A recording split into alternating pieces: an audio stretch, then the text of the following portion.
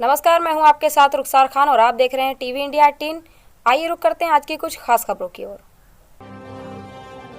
इस वक्त की बड़ी खबर कन्नौज से। पार्थिव शरीर के दर्शन को उमड़ा जनसैलाब। आने जाने वाले लोगों का लगा रहा तांता। सहकारिता मंत्री मुकुट बिहारी वर्मा, कन्नौज सांसद सुब्रत पाठक ने पार्थिव शरीर को दी सच्ची श्रद्धांजलि। जनपद कन्नौज के आला अधिकारी रहे मौजूद।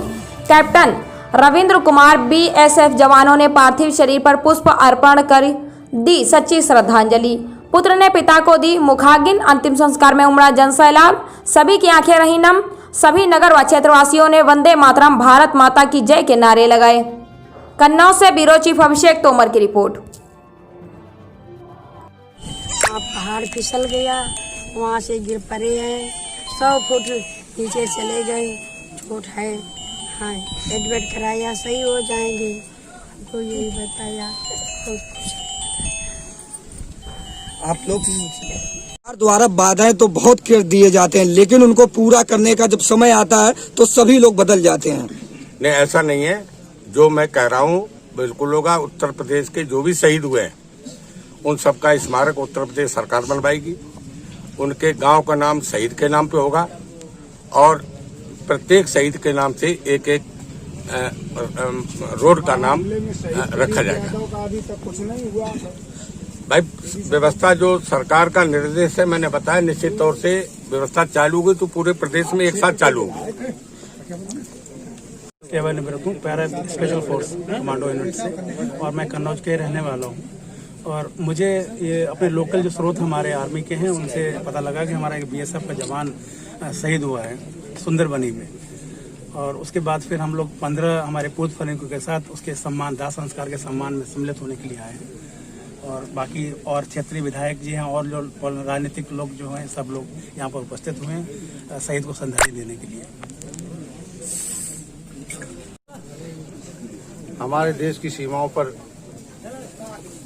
चाहे चाइना हो, चाहे पाकिस्तान हो, चाहे अन्य देश हो, ऐसी अव्यवस्थाएं हैं। देश को सुरक्षित रखने के लिए हमारे देश के वीर सैनिक तमाम लोग शहीद हुए।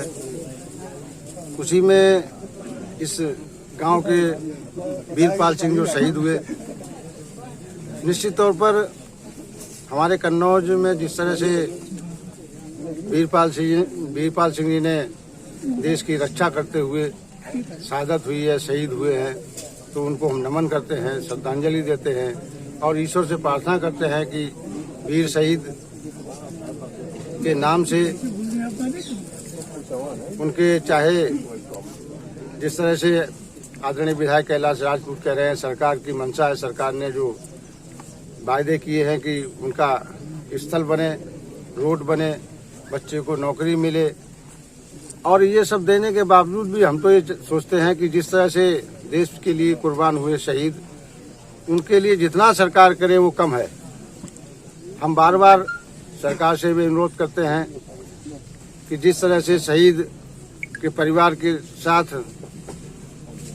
स्थिति पैदा हुई है, दुखित मन से कहना चाहता हूं कि उसके परिवार की पूरी तरह से सहानुभूति रखकर सहायता की जाए और बार बार हम उनको नमन करते हुए श्रद्धांजलि देते हैं। सर, जिस तरह जवान एक बॉर्डर पर रक्षा करते हुए शहीद हो जाता, लेकिन कई राजनेताओं द्वारा उन्हें आश्वासन तो बड़ा बड़ा दिया जाता, लेकिन किसी प्रकार की कोई भी उस तरह प्रक्रिया जारी नहीं की जाती। आए दिन कई जवान शहीद हो गए, उनको उनके द्वार बनवाने के लिए निर्देश दिए गए थे, लेकिन आज तक उनका कोई द्वार, ना ही तो उनकी श्रद्धांजलि सभा स्थल बनाई गई है।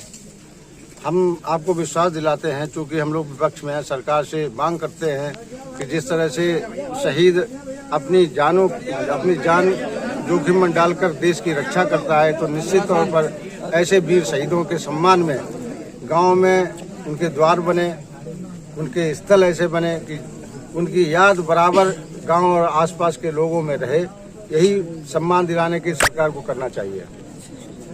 प्रत्येक जवान किन परिस्थितियों में हो वहाँ उसका प्राण उत्सर्ग करता है, लेकिन देश की रक्षा में प्राण उत्सर्ग करता है। इसलिए